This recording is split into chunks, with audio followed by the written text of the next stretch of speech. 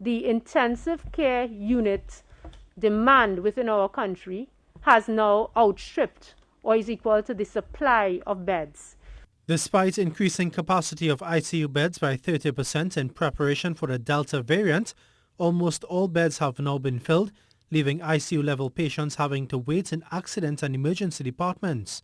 Principal Medical Officer Dr. Maryam Abdool Richards says 27 severely ill patients were awaiting transfer to the parallel healthcare system, 9 of which needed ICU-level care.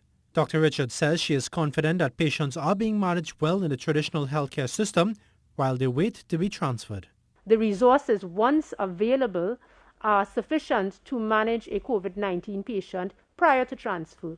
However, many of these patients are very unstable and so cannot be transferred immediately. They need to be stabilized.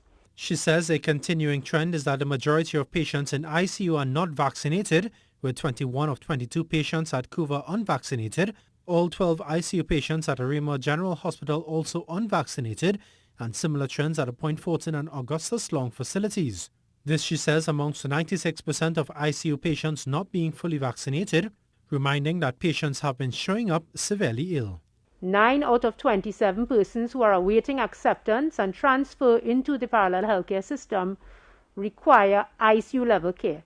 I'd like to reiterate, ICU, not HDU. And despite reaching capacity, Dr. Richards notes that the triage system to determine who gets care has not yet been implemented. If such a policy needs to be implemented, it will be led by the clinical management teams at each regional health authority. Dr. Richards assures that the ministry will do what it can to gradually increase ICU capacity, but is reminding that resources are limited. Sunil Lalla, TTT News.